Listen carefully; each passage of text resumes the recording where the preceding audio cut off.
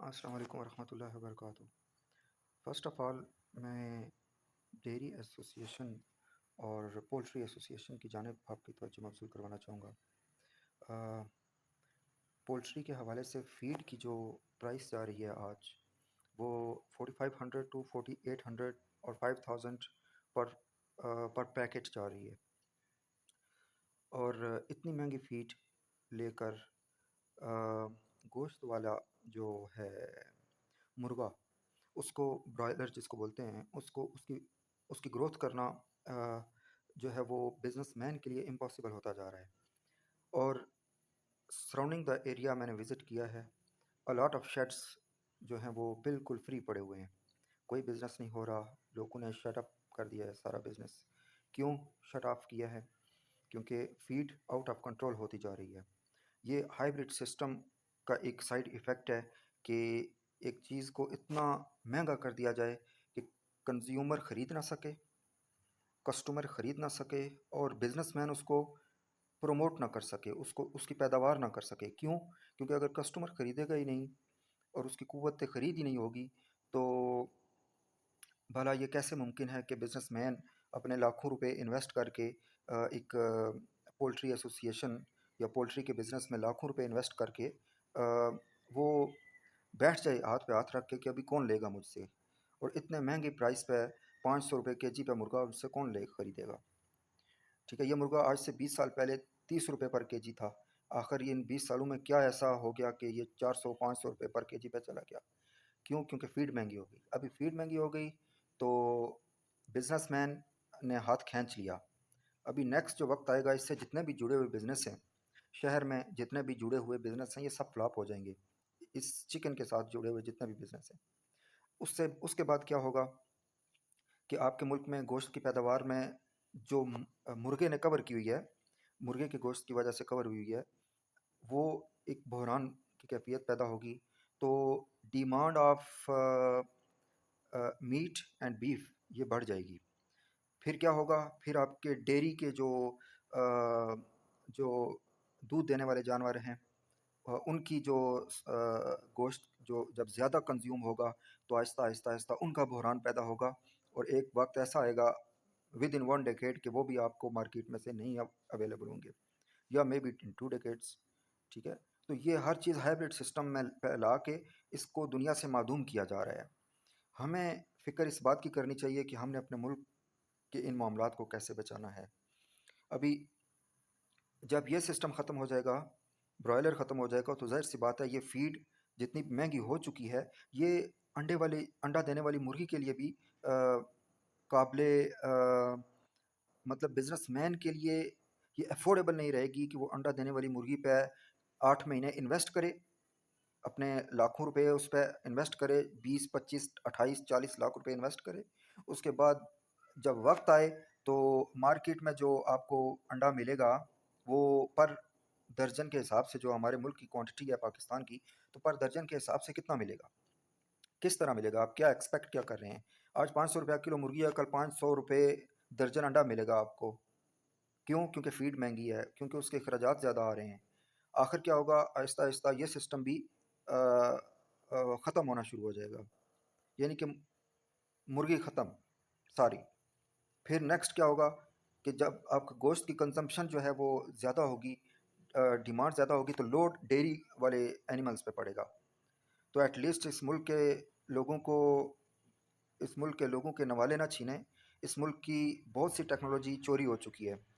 وہ کون سی زرعی ٹیکنالوجی چوری ہو چکی ہے؟ آگے دیکھیں آپ، اور پاسٹ میں دیکھیں، میں زیادہ دور نہیں جاؤں گا کیونکہ زیادہ دور جانے سے زیادہ مسائل پیدا ہوں گے ماضی میں، لیکن میں صرف ایک پوائنٹ پہ آپ کو گائیڈ کرنا چاہوں گا کہ 1992 کے لگ بھگ یہ بنی ہے رپورٹ کہ اس وقت جو پانی ہے وہ 5600 کیوسک ٹنز ہے، اور یہ سن 2000 تک اتنا رہ جائے گا، 1300 کیوسک ٹن تک، اور سن 2020 تک یہ کم ہو کر 800 کیوسک ٹن تک رہ جائے گا۔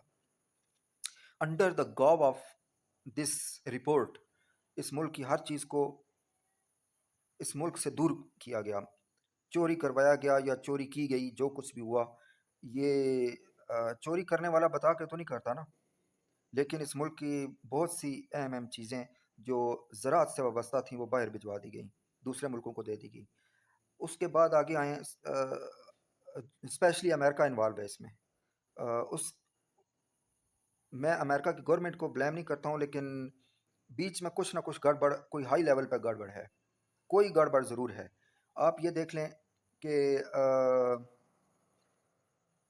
جہاں میرے ملک اور میرے قوم کے انٹرسٹ کی بات آئے گی وہاں ہم کو بولنا چاہیے، وہاں خاموش رہنے سے مزید نقصان ہوگا، اور مزید نقصان برداشت کرنے کے ہم قابل نہیں ہیں، کیونکہ وار اور ٹیرر کے نام پہ ہم نے بہت لاسز اٹھائے ہیں، جانوں کے بھی اور پیسے کے بھی، اور 150 بلین ڈالرز کا ہم نقصان اٹھا چکے ہیں۔ ابھی ہمارے پاس جو رہ گیا ہے نا، وہ ایک دانہ ہے، کھانے کے لیے دانے رہ گئے ہیں، اب وہ بھی ہم سے چھیننے کے چکر میں ہیں، کیونکہ باقی چیزیں تو وہ ہم سے چھینتے جا رہے ہیں سلولی سلولی۔ کون کر رہا ہے، کیا کر رہا ہے، دیٹس دا میٹر آف اندر، لیکن ہم کیا کر رہے ہیں؟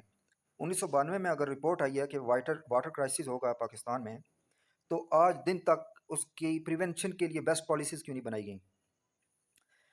ہیٹ زیادہ ہو جائے گی، ہیٹ آؤٹ آف کنٹرول ہو جائے گی، تو آج دن 20 سال ہو گئے ہیں، 25 30 32 سال ہو گئے ہیں، ہیٹ کو ریڈیوس کرنے کے لیے پالیسیز کیوں نہیں بنائی گی؟ الٹا اس ملک کے سارے جو روڈز دیکھ لیں آپ، اور شہر دیکھ لیں، سب جو میں بڑے بڑے پودے تھے سب فارغ کر دیے گئے۔ ہیٹ ریڈیوس کرنے کے لیے کون سے اقدامات اٹھائے گئے؟ اس کے علاوہ آپ دیکھ لیں کہ اس کا سب سے بیسٹ سلوشن کیا ہے، وہ بھی میرے پاس ہے، لیکن سب سے اہم بات یہ ہے کہ ان چیزوں کو بچایا کیسے جائے۔ ٹھیک ہے، جو بھی بزنس فلاپ ہوتا ہے اس کے ساتھ لاکھوں لوگ جڑے ہوئے ہیں، لاکھوں لوگ جڑے ہوئے ہیں اس سے ایک بزنس کے فلاپ ہونے کے ساتھ۔ یہ بات یہاں رکتی نہیں ہے، آج یہ پولٹری پہ آئے ہیں، کل کوئی اور بزنس تباہ ہوگا، ٹھیک ہے؟ اور امیجیٹلی جو سب سے اہم کام کرنے کا ہے، میرے نزدیک پاکستان میں معاشی ایمرجنسی لگانے کا وقت ہوا جاتا ہے، کیونکہ اس کے بغیر ہم نہ اپنے ملک کی معیشت کو کنٹرول کر سکیں گے، کیونکہ یہ جو سچویشن پچھلے 75 سال سے جاری ہے، مجھے نہیں لگتا کہ ہم ترقی یافتہ ممالک کا مقابلہ کر سکیں گے اگر یہی سچویشن نیکسٹ 40 ایئرس بھی جاری رہتی ہے تو۔ دوسرا، اصلاحات، سخت سے سخت اصلاحات اور اکاؤنٹیبلٹی، کیونکہ اس ملک کے 22 کروڑ عوام ہے اور اس کی نیڈز کو پورا کرنے کے لیے بہت کچھ بیسٹ کرنے کی ضرورت ہے۔ کیوں؟ کیونکہ آخر مشکل وقت جو ہوتا ہے نا، اس میں نہ کسی کو احسان یاد رہتا ہے، نہ کوئی مدد کرتا ہے۔ آج جو بھی ٹیکنالوجی لے کر گئے یا چوری کر کے لے کے گئے یا کسی نے اندر سے انوالو ہو کر دی، آج سے ٹھیک 10 سال گزرنے کے بعد، یا وہ لوگ جن کی وجہ سے وہ ٹیکنالوجی باہر گئی، یا وہ گورنمنٹ انوالو تھی، یا کوئی اسمگلر انوالو تھا، یا جو کوئی بھی انوالو تھا، یا کوئی بھی انوالو تھا، یہ انڈیپینڈنٹ انویسٹیگیشن ہونی چاہیے۔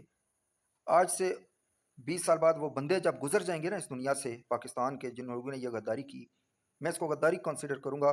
کیوں؟ کیونکہ مفت میں کون دیتا ہے کسی کو؟ کوئی مفت میں اپنا دیتا ہے اپنا ملک کی کوئی اس طرح کی ٹیکنالوجی کی چیز، اور وہ بھی کہے کہ آپ رکھ لیں؟ ایٹ لیسٹ آپ کو 25% تو واپس کرنا چاہیے۔ اس ملک میں بھی غریب لوگ رہتے ہیں، اس ملک کے بھی غریب عوام ہیں، اس کی بھی نیڈز ہیں، کیا ہم ان کو بھوکا ماریں گے؟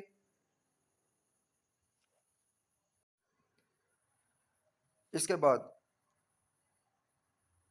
انفلیشن، پاورٹی، ان امپلائمنٹ، ان کا ایک ہی سلوشن ہے کہ ملک کے اندر بزنس پیدا کیا جائے، پاکستان کے اندر، اور پاکستان کو اپنے پیروں پہ کھڑا کرنے کے لیے، اس کو انڈیپینڈنٹ بنانے کے لیے سب سے اہم چیز ملک کی اندرونی مضبوطی ہے، ملک کی معیشت کی مضبوطی ہے۔ اگر ملک کی اندرونی معیشت مضبوط نہیں ہوگی اور بزنس ایک ایک کر کے سارے بند ہوتے جائیں گے، نقصانات ہوتے جائیں گے، اور پالیسی میکرز بیسٹ پالیسیز نہیں بنائیں گے، اور رائٹ پیپل، ٹیلنٹڈ پیپلز کو اوپر نہیں لائیں گے، تو اس ملک کے جو نیکسٹ حالات ہیں وہ کچھ مجھے ٹھیک نظر نہیں آ رہے۔ بھلا ایسے بھی ہو سکتا ہے کہ کوئی ملک آزادی حاصل کرنے کے بعد اپنی کرنسی ویلیو کھو دے۔ پاکستان کے روپے کی آزادی سے لے کر آج دن تک 74 سال 75 سال ہو گئے ہیں، اس کی روپے کی ڈی ویلیویشن دیکھ لیں آپ، اور روپے کی ڈی ویلیویشن کو سمجھنے کے لیے یہ ضروری ہے کہ آپ اس آئیڈیا کو سمجھیں۔ آپ امریکہ میں چلے جائیں، وہاں ڈالر کی ویلیو ہے، انہوں نے اپنی کرنسی کی اپنے ملک کے اندر ویلیو رکھی ہوئی ہے، اس ویلیو کا ان کو فائدہ کیا ہے کہ پاکستان میں ملنے والی 38 لاکھ کی گاڑی وہاں آپ کو 22,000 روپے میں ملتی ہے، 20,000 روپے میں ملتی ہے، اور ہر چیز جو ہے وہ وہاں اس ڈالر کے ویلیو کے مطابق ملتی ہے. لیکن وائی ناٹ پاکستان میں روپی کی ویلیو کے مطابق کیوں نہیں ہر چیز ملتی؟ پاکستان میں وہی گاڑی 22,000 کی کیوں نہیں ملتی جو امریکہ میں 22,000 کی مل رہی ہے؟ پاکستان میں 6.5 کروڑ روپے کی لینڈ کروزر خریدی جائے، 6 کروڑ روپے کی لینڈ خریدی جانے والی لینڈ کروزر امریکہ میں 70,000 90,000 ڈالر کی مل رہی ہے. اس کو کہتے ہیں ویلیو آف کرنسی. اگر آج ہم اپنے روپی کی ویلیویشن کر لیں، اگر آج ہم اپنے گرتے ہوئے روپی کو مینٹین کر لیں، اسٹیبل کر لیں، اور وہ ایک ہی صورت میں ہو سکتا ہے کہ ملک کے اندر بزنس، ملک کے اندر لوگوں کے لیے روزگار پیدا کیا جائے، زیادہ سے زیادہ بزنس پیدا کیا جائے. 20,000 روپے کی ایوریج سیلری 97% لوگوں کی آج کے 21ویں صدی ہے، 21st سینچری. دنیا کے بگ 7 میں سے ہم 7 نمبر پر ہیں، لیکن ہم ان بگ 7 میں سے اوپر والے 6 ممالک، ترقی یافتہ ممالک کا مقابلہ تو کرنے سے دور رہے، لیکن کمپیریزن اگر کر لیں تو ہمیں بہت سی چیزیں اور سینیریو سمجھ آ جائے گا کہ ہم کس لیول پہ کھڑے ہیں، اور ہم ورس دین ورس کی طرف سفر اسٹرگل جاری ہے. لانگ ٹرم پالیسیز کے بنا، بیسٹ پالیسیز کے بنا اس ملک کا نظام درست نہیں ہو سکتا. ٹیلنٹڈ پیپل جب تک اوپر نہیں آئیں گے، پچھلے 74 سال کی آپ پاکستان کی رولنگ ایلیٹ کی ہسٹری دیکھ لیں، پڑھے لکھے لوگ دور رکھے گئے ہیں سسٹم سے. آپ دنیا کے بگ 7 میں سے ان 6 ممالک کو دیکھ لیں جو ترقی یافتہ ہیں، ڈیولپڈ ہیں، کوئی بھی ان پڑھ بندہ ان کا منسٹر اور سینیٹر نہیں رہا. اور ان 7 میں سے 7ویں نمبر پر جمہوریت صرف پاکستان میں ہے، باقی سب میں صدارتی نظام ہے. اس لیے شاید وہ کامیاب ہیں، لیکن یہاں صدارتی نظام بھی آزما کے دیکھ لیا گیا ہے، کوئی حالات سمجھ نہیں آ رہے. پاکستان میں کتنے سسٹمز ہیں؟ صدارتی نظام، جمہوری نظام یعنی کہ پارلیمانی نظام جو ہے، ٹھیک ہے، بیوروکریسی ہے، بلدیاتی نظام ہے، ناظم، نائب ناظم، میئر، ٹھیک ہے جی، اور بہت کچھ. اس کے باوجود بھی پاکستان ورس دین ورس. دا کوشچن از وائی، اور کون فکس کرے گا اور کیسے فکس ہوگا سب کچھ؟ سب سے پہلے ہمیں یہ سوچ بدلنی ہوگی کہ جنہوں نے ملک بنایا تھا وہ تو چلے گئے، لیکن جو آج ہیں اور جو آگے آنے والے ہیں ان کا فیوچر کیا ہوگا؟ اس حوالے سے ہمیں یہ سوچ بنانی ہوگی، اور ہمیں یہ سوچ بدلنی ہوگی کہ جو آئے وہ چلے گئے، جو انہوں نے اچھا کیا یا برا، کارکردگی ٹھیک تھی یا رانگ تھی یا جس طرح کی بھی تھی. کویسچن یہ ہے کہ آج کے بعد کیا ہوگا؟ آج کے بعد کی پالیسیز اگر درست نہیں بنتی ہیں اور یہ نااہل اور نالائقوں کا سسٹم چلتا رہتا ہے. دیکھیں 75 سال کی ہسٹری میں سوائے بھٹو کے اور فیو پیپلز، چند لوگوں کے بنا اس ملک میں کوئی بھی پڑھا لکھا انسان، نہ کوئی منسٹر بنا، نہ کوئی سینیٹر بنا، نہ کوئی بیوروکریٹ بنا، چند پڑھے لکھے لوگوں کے بنا. اور میں صرف جمہوری نظام کے حوالے سے نہیں یہ کہہ رہا ہوں، میں ہر ادارے کے حوالے سے کہہ رہا ہوں. جو بھی پاکستان کے جتنے بھی انسٹیٹیوشنز ہیں، خواہ وہ جمہوری ہیں، خواہ وہ پارلیمانی ہیں، خواہ وہ ملٹری ہیں، خواہ وہ جو کوئی بھی ہیں، پاک فوج پہ ہمیں فخر ہے، پرائڈ. لیکن پرابلم یہ ہے کہ جہاں غلطی ہو وہاں خود کو بھی اکنالج کرنا چاہیے کہ ہم سے کہاں غلطی ہو رہی ہے. دنیا کے بگ 7 میں سے 7ویں پہ ہم ہیں، اور 6 اوپر والے ڈیولپڈ 6 کنٹریز کو دیکھ لیں، آج دن تک ان کا کوئی بھی ان پڑھ بندہ، کوئی بھی لو لو ایجوکیٹڈ بندہ ہائی لیول کی پوسٹس پہ نہیں گیا. کوئی ایک آدھ ہو، اگر یا دو ہو سکتے ہیں جو ان پڑھ ہوں لیکن گاڈ گفٹڈ ٹیلنٹڈ ہوں، تو وہ اوپر آئے ہوں یا اوپر لائے گئے ہوں. ادر دین آپ دنیا کے جن کنٹریز کا، امریکہ کا بہت زیادہ لوگ یہاں حوالہ دیتے ہیں اور امریکہ کی ایگزامپل دیتے ہیں، ٹھیک ہے، لیکن پرابلم یہ ہے کہ امریکہ کے صدر سے لے کے اور امریکہ کے جتنے بھی سینیٹرز ہیں اور جتنے بھی گورنر ہیں ان میں سے ان پڑھ لوگ نہیں ہیں. ٹھیک ہے. ان پڑھ کیوں نہیں ہے؟ At least in basic language تو جانتے ہیں نا. وہ ان کی بیسک لینگویج انگلش ہے. ٹھیک ہے. اور وہ پڑھے لکھے لوگ ہیں. آپ اسکینڈیوین کنٹریز کو دیکھ لیں. اسکینڈیوین کنٹریز کو دیکھ لیں آپ ان کے جتنے بھی وزرائے اعظم ہیں یا صدور ہیں، صدر گزرے ہیں، وہ سب پڑھے لکھے لوگ. آپ ان کی جو کابینہ ہے اس کو دیکھ لیں، آپ ان کے کانگریس کو دیکھ لیں، سینیٹرز دیکھ لیں، سب پڑھے لکھے لوگ، سب ایجوکیٹڈ اور ٹیلنٹڈ لوگ. پرابلم یہ ہے کہ قائد اعظم سے بعد سے لے کر بھٹو تک کیا ہوا، دیٹس دا چیپٹر آف اندر. بھٹو کی اسیسینیشن سے بعد سے لے کر ابھی تک کیا ہو رہا ہے، دیٹس دا چیپٹر آف اندر. کیونکہ جتنا ماضی کوریدیں گے نا ہم، اتنا ہمارے ملک کو مزید نقصان ہوگا. اس بات کے سوا اور کوئی آپشن نہیں بچا کہ لیٹس فارگیٹ دا پاسٹ اور let's move forward. Let's move forward. اور وہ موو فارورڈ ہم ایک ہی صورت میں ہو سکتے ہیں کہ ہم باہمی اتحاد کے ساتھ، regardless of any sect, caste and provincialism. کوئی لسانیت نہیں، کوئی صوبائیت نہیں، صرف ایک اکائی پر متحد ہونا ہے اور وہ ہے پاکستان. اس اکائی پر متحد ہو کر اپنے ملک کو مضبوط کرنا ہے، اسٹرانگ کرنا ہے. اور ملک مضبوط اور اسٹرانگ کب ہوتا ہے؟ جب آپ کی نیشن آرام سے اچھے طریقے سے رہتی ہے، اچھی سہولیات کے ساتھ رہتی ہے. آپ 3% امیر لوگوں کو سامنے رکھ کر اس ملک کی معیشت کا اندازہ نہیں لگا سکتے کہ یہ ملک امیر ہو گیا ہے. آپ کو 97% لوگوں کی جو سچویشن ہے اس کو مد نظر رکھتے ہوئے سوچنا ہوگا کہ اس ملک کے 97% میں سے 10% لوگ جابیبل ہیں، باقی سب ان امپلائڈ ہیں. کسی کا 8% یا 12% سیلف امپلائڈ ہیں، باقی سب جو ہیں وہ ان امپلائڈ ہیں. ٹھیک ہے جی. اور جو جاب پر بھی ہیں 10% یا 12%، ان کی ایوریج سیلری 20,000 روپے ہے، $108.08 per month, not per hour, per month, not per day, per month. تو یہ چیز ہم کو سوچنی ہوگی کہ ایک تو روپی کی ویلیویشن کے بنا لوکل لوگوں کی زندگی میں بہتری نہیں آ سکتی. دوسرا انفلیشن کا کنٹرول. ایٹ لیسٹ لوگوں کو کھانے کے لیے تو سہولیات ہوں، کوئی بھوکا تو نہ مرے. ریچیبل ہو، بائیبل ہو، ان کے لیے زندہ رہنا آسان ہو. 20,000 روپے کی تنخواہ لینے والا آدمی 170 روپے کا پیٹرول ہے لیٹر، اور وہ 12,000 روپے کا اپنے بائک میں پیٹرول ڈلوا کے اپنی 40 کلومیٹر کا سفر کر کے آنا جانا ہے اس کا. تو آپ کیا سمجھ رہے ہیں کہ وہ جو 8,000 روپے اس کے بچ رہے ہیں اس سے وہ بل پے کرے گا یا گروسری لائے گا؟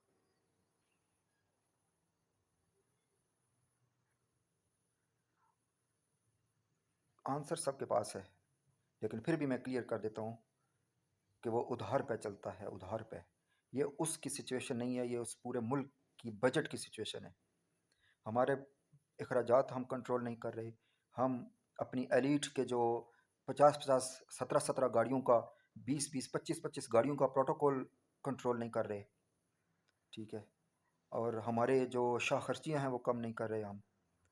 اور ہمارے پاس بجٹ کے لیے جو اماؤنٹ ہوتی ہے وہ 30 ارب روپے سے بھی کم ہے. لیکن ہمارا جو بجٹ بنتا ہے، ایکسپینڈیچر بنتا ہے، وہ 100 ارب سے بھی زیادہ کا ہے.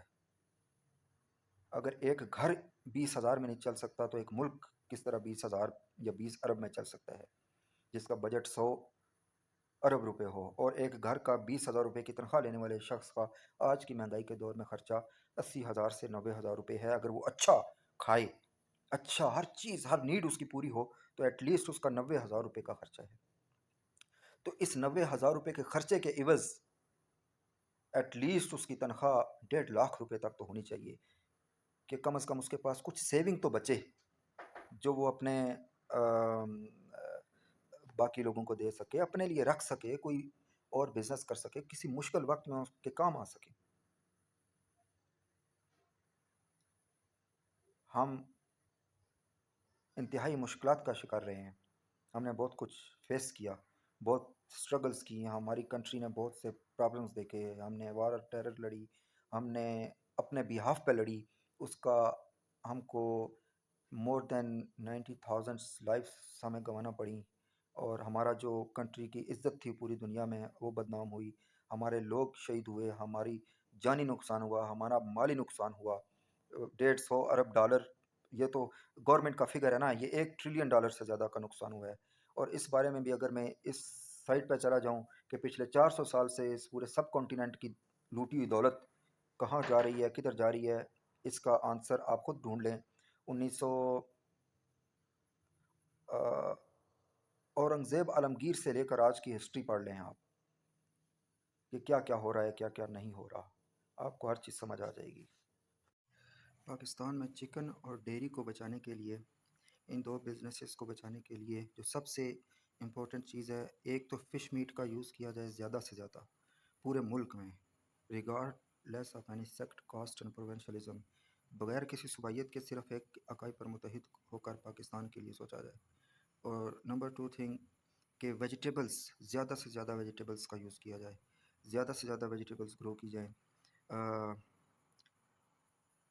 ابھی لیمو کا جو ریٹ چل رہا ہے 1200 پر کے جی چل رہا ہے، 1200 روپیز پر کے جی. یہ ہر چیز ہی ڈالر کے پیچھے لے کے جا رہے ہیں، اور ادھر سے ڈالر کو ویلیویٹ کر رہے ہیں اور روپی کو ڈی ویلیو کر رہے ہیں. اور روپی کی ڈی ویلیویشن کا مطلب ہے کہ مور ورس کی طرف ہمارا سفر تیزی سے جاری ہے. جتنا روپی ڈی ویلیویٹ ہوتا جائے گا ڈے بائی ڈے، اتنا زیادہ ہم ورس کی طرف ہمارا سفر جو ہے وہ تیزی سے چلتا جائے گا. مجھے کیوں ایسا لگ رہا ہے کہ اس ملک دشمن پالیسیز بنا کر، پاکستان کے ملک دشمن پالیسیز بنا کر پاکستان کو بالکل کنگال کر کے پھر کسی کو کون آئے گا؟ پھر اس کنگال ملک کو ٹھیک کرنے کے لیے کون آئے گا اگر اس کے پاس وسائل ہی نہیں ہوں گے، ریسورسز ہی نہیں ہوں گے؟ آپ پاکستان کو پہلے ہی پاکستان تنہا ہو چکا ہے. وار آن ٹیرر کے معاملے میں پوری میڈیا وار کیا جو لڑی گئی، پاکستان پوری دنیا میں تنہا ہو چکا تھا. لیکن ابھی حالات کچھ اور ہیں، ابھی حالات پاکستان کی فیور میں ہیں. تو کویسچن از کہ پاکستان اس کو کیسے پازیٹیو طریقے سے یوز کر کے اپنے وسائل کو، اپنے ریسورسز کو، پاکستان کو انڈیویجول، پاکستان کی سرحدوں کے اندر پاکستان کو کیسے بچایا جا سکتا ہے. یہ بات سوچنے کی ہے، یہ بات عملاً کرنے کی ہے کہ جلد از جلد long term policies, long term vision. اس کے بنا یہ جو 74 سال سے سلسلہ چلا آ رہا ہے آزادی سے لے کر آج دن تک، کہ حکومتیں آتی ہیں، 1.5 سال ان کو لگ جاتا ہے معاملات کو سمجھنے میں، پھر وہ 1 سال چلتی ہیں، پھر ان کے سامنے بہت سے خدشات رکھ دیے جاتے ہیں، اور وہ جو کام ہونے والے ہوتے ہیں وہ بھی نہیں ہوتے. پھر کیا ہوتا ہے؟ پھر اگلا سال الیکشن کا آ جاتا ہے، پھر سب کچھ ٹھپ ہو جاتا ہے، پھر ٹائم ویسٹ، ملک کا بھی قوم کا بھی. پھر کیا ہوتا ہے؟ نیکسٹ الیکشن آتا ہے، نئی حکومت آتی ہے، پھر اس کو نئے سرے سے کام کرنا شروع کرنا پڑتا ہے. لہٰذا یہ ملک چل ہی نہیں پا رہا.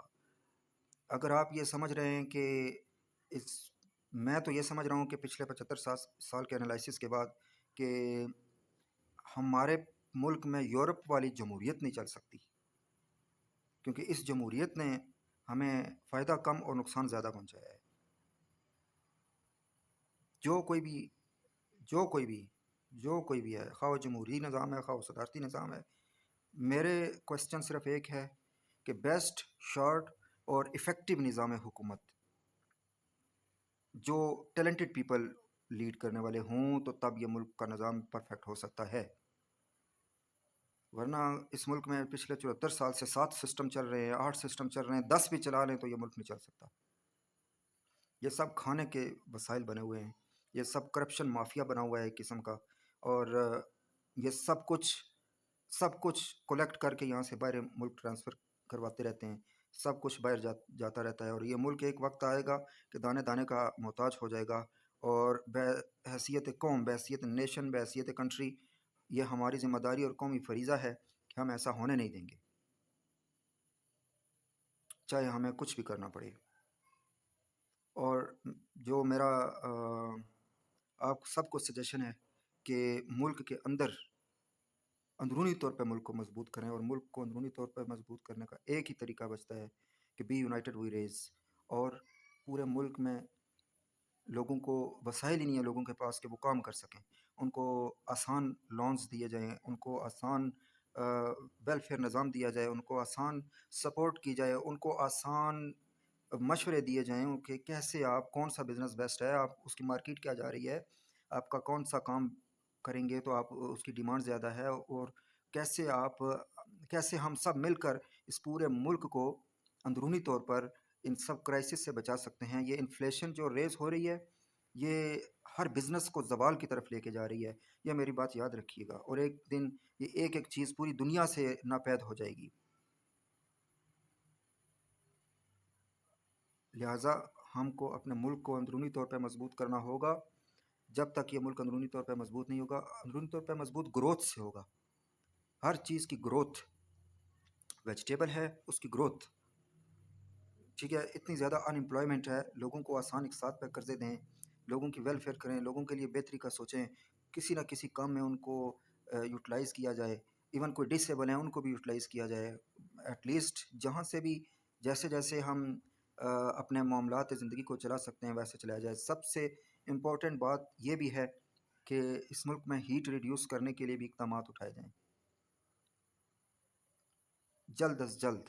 اور میں نے پہلے بھی ذکر کیا ہے کہ ملک کو معاشی ایمرجنسی کی ضرورت ہے، اور معاشی ایمرجنسی یہی ہوتی ہے کہ ملک کے سارے معاملات میں انڈیپینڈنٹ کیا جائے اندرونی طور پر، مطلب ویجیٹیبلز میں، اور میٹ، ڈیری اور چکن کو بچانے کے لیے ہمیں میٹ کی ضرورت پورا کرنے کے لیے جو گیپ اور خلا پیدا ہوگا، اس کے لیے ہمیں فش، پورے ملک کے لوگ فش کو یوز کریں، فش میٹ کو یوز کریں، اور 7 سے 10 سال کے اندر اندر ود ان 1 ڈیکیڈ ہم اپنے ملک کو اپنے اندرونی ضرورتوں کو پورا کرنے کے قابل ہو سکتے ہیں۔